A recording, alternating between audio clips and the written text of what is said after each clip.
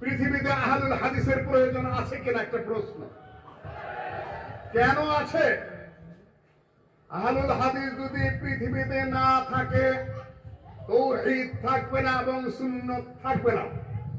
ইতিমধ্যে আপনারা বিভিন্ন মুফাসসিরদের আলোচনা শুনছেন, বিভিন্ন নেতৃবৃন্দের কথা শুনছেন, বিভিন্ন বক্তব্যের মধ্যে দেখেন যে বড় বড় নেতারা পর্যন্ত, বড় বড় মুফাসসিররা পর্যন্ত তাওহীদের প্রথম সবক জানে না। কি বলে না বলে সে প্রসঙ্গে তাদের কোনো ধারণাও নাই। মহান নেতা, মহান মুফাসসির, মহান বক্তা, অথচ আহলে হাদিসের একজন সাধারণ বক্তার বক্তব্য বুঝে সেই হিসাবে আমল করার মতো যোগ্যতা তাদের নেই। ইতিমধ্যে তারা এলোমেলো করে ফেলেছেন। সম্মানিত উপস্থিতি, আহলুল হাদিস যারা আল্লাহর কালাম মানে, আল্লাহর কালাম জানে, আল্লাহর কালামে গবেষণা করে, আল্লাহর কালাম প্রতিষ্ঠিত করার জন্য প্রচেষ্টা চালায়, তারা আহলুল হাদিস। যারা আল্লাহর নবীর হাদিস জানে, মানে, অধ্যাপনা করে, গবেষণা করে, প্রতিষ্ঠার চেষ্টা করে, তার বিরোধিতা যারা করে, তাদের বিরুদ্ধে যারা প্রচন্ড ভাবে যুগের পর যুগ লড়াই করে, সংগ্রাম করে, তারা আহলুল হাদিস।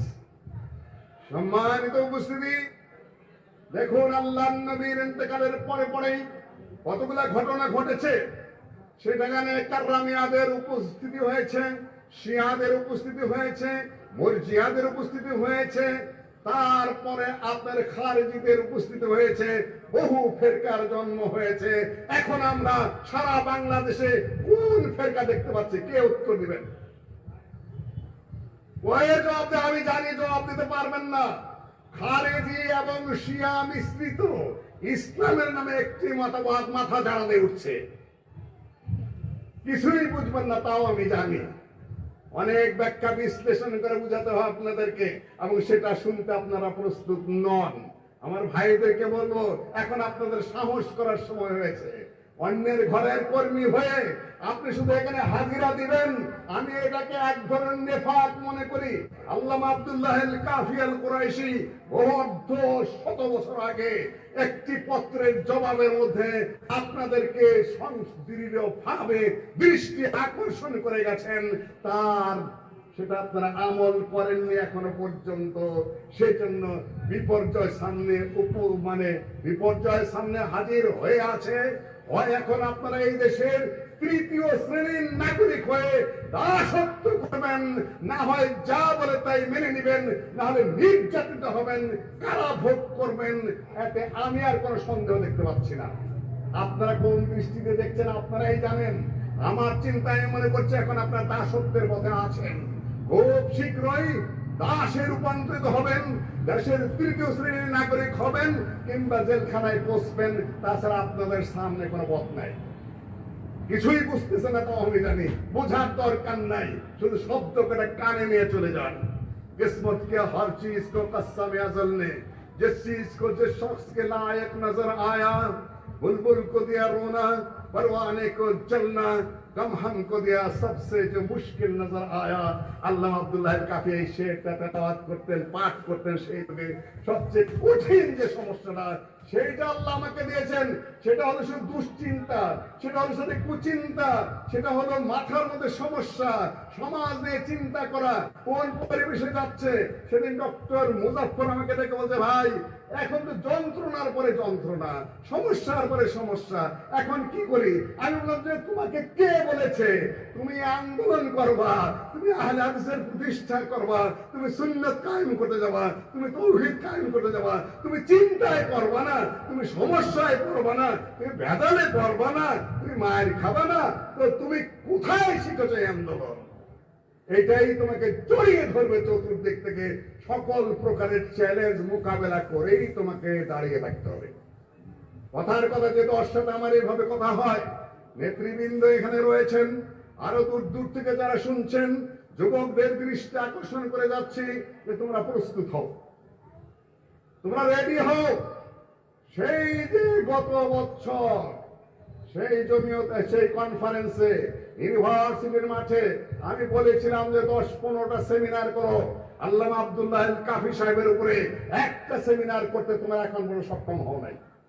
সেমিনার করতে বেশি মানুষ লাগে না, 15 জন 20 জন 25 জন মানুষ যদি হয়, লক্ষ জনতার এই মিটিং এর চেয়ে 20 জন মানুষ যদি 15টা সেমিনার করতে পারতে আল্লামা আব্দুল্লাহ আল কাফি সাহেবের উপরে, তার জীবনী, তার গতিধারা, তার ভাষা, তার লক্ষ্য, তার উদ্দেশ্য, তার শব্দ বাক্যের ব্যাখ্যা বিশ্লেষণ, গতিবিধি, তিনি কোন পর্যন্ত যেতে চেয়েছিলেন, যতটুকু পড়াশোনা করেছি একটু নিয়ে নিতে আমার কাছ থেকে 15-20টা সেমিনার করে টুকটাক 50-60 জন ছাত্র যদি সেই চিন্তা চেতনা নিয়ে গড়ে উঠতে, তাহলে সম্ভবত অনেক বিরাট একটা কাজ হয়ে যেত।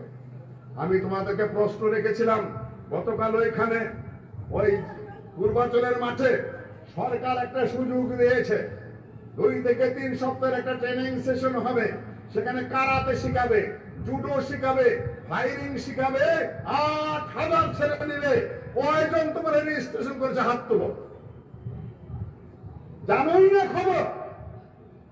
শুধু আমাদেরকে পাহারা দিবা, উঠবার বসবার খাবা, পেটে চর্বি জমাবা, আর আমাদের তারিফ করবার, জয় ধ্বনি দিবা, মেহনত করা শিখবা না, জুডো শিখবা না, কারাতে শিখবা না, আত্মরক্ষা করা শিখবা না, ফায়ারিং শিখবা না। আমরা যদি দেশের 5 ভাগের এক ভাগ হয়ে থাকি, তাহলে 8000-এর মধ্যে কমপক্ষে 2000 ছাত্রের তো সেখানে রেজিস্ট্রেশন করা দরকার ছিল। এক জনকরণে আমি জানি ওটা ছাড়া হয় না। তুমি এখানে কোন কাজ করছো? তোমার দেশ অন্যের দখলে, তোমার অবস্থান জায়গা মতে আছে, 5-10টা ছাত্র বিসিএস করতে পারো না। 1 ডক্টর আব্দুল বারী স্যার যা করে গেছেন এই দেশে, সাহসিকতার সাথে ইউনিভার্সিটি নিয়োগ দেওয়া, চাকরির ব্যবস্থা করা, জাতীয় এবং আন্তর্জাতিক পর্যায়ে অনেক ধরনের সহযোগিতার সৃষ্টি করা, সে একজনই একজন মানুষ তিনি যা করে যেতে পেরেছেন, আমরা লক্ষ মানুষ তা করতে পারছি না, কোন সেক্টরেই না। তাহলে ভবিষ্যৎ কি? আসবেন আর যাবেন। যুবকদেরকে আমি বলবো, আপনাদেরকে বলবো, চিন্তাটাকে আবার নতুন করে করুন, চিন্তাটাকে আবার শান দেন। উপস্থিত হয়েছেন অনেক ভালো কথা, অনেক উচ্চাঙ্গের কথা, অনেক উন্নত মন মানসিকতার কথা, তবে গোছালো কাজগুলা কোথায়? অন্য সংগঠন কি করে জানেন? আমাকে অত্যন্ত আন্তরিকতার সাথে জড়ায় ধরে, ভাই আমি যেন তাদের মানুষ, আর আমরা কি করি? আরেকজন আমার মানুষকে আমি শত্রু মনে করি। এবং ওখানে আসলো কেন? অন্যেরা আমাদেরকে জড়িয়ে ধরে ভাই বলে, আর আমরা নিজেদেরকে চোখ বেঁকা করে তাকাই, ওখানে আসলো কি কারণে? তাহলে আমরা কিভাবে সমন্বিত হতে পারবো, কিভাবে সংগঠিত হতে পারবো, কি জন্য জাতির জন্য একটা কাজ করতে পারবো? বেশি সংখ্যা তো লাগে না। বিরাট ইংরেজ বাহিনীর বিরুদ্ধে এই বাংলাদেশে যেখানে শিরক, যেখানে বেদাত, যেখানে একটা মাযহাবী কঠিন অবস্থা, সেখানে আহলে হাদিস নেতৃত্ব দিয়েছে, পুরা কওমের নেতৃত্ব দিয়ে ইংরেজদেরকে তাড়িয়েছে সশস্ত্র যুদ্ধ করে। 1947 সালের স্বাধীনতার সময়ে আহলে হাদিসের মাওলানা আকরম খান নেতৃত্ব, কাফি সাহেবের বড় ভাই আব্দুল বারী সাহেবের নেতৃত্ব, তারপরে কাফি সাহেবের লিখিয়ার নেতৃত্ব, গোটা জাতি মেনে নিয়েছে, এড়াতে পারে নাই কেউ। 3 জন মানুষের নাম যদি উল্লেখিত তখন, তাহলে সে আব্দুল্লাহ আল কাফি, আব্দুল্লাহ আল বাকি, মাওলানা আকরম খান। এখন তোমার নাম তো কেউ উল্লেখই করে না, তোমাকে কেউ ডাকে না। এখনো পর্যন্ত 4 কোটি মানুষের কোন প্রতিনিধিকে সরকারি ভাবে আমন্ত্রণ জানানো হয় নাই যে আমাদের বক্তব্য কি। আমরাও জানিয়ে দিতে চাই, আমাদেরকে ডাকেন নাই, আমাদেরকে জিজ্ঞাসা করেন না, আমরাও মানব না। সময় আসবে যখন আমরা মানব না, আমরাও প্রতিবাদ করব। আমাদের সামনে আমাদেরকে বাদ দিয়ে আপনারা কত দূর আগাতে পারেন সেটাও আমরা দেখে নিতে চাই একটু। আর সেই পর্যায়ে যেতে গেলে শুধুমাত্র ওয়াজ শুনলে আর ফিরে গেলে হবে না।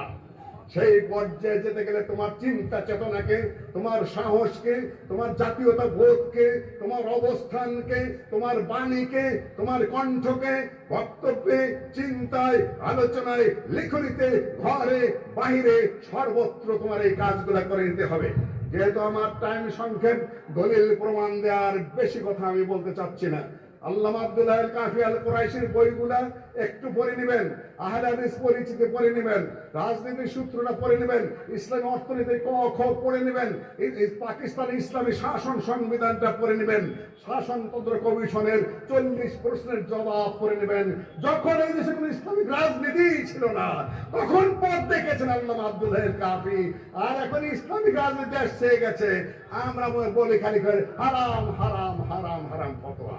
এটা ইবাদতের বিষয়? কিছুই বলেন না।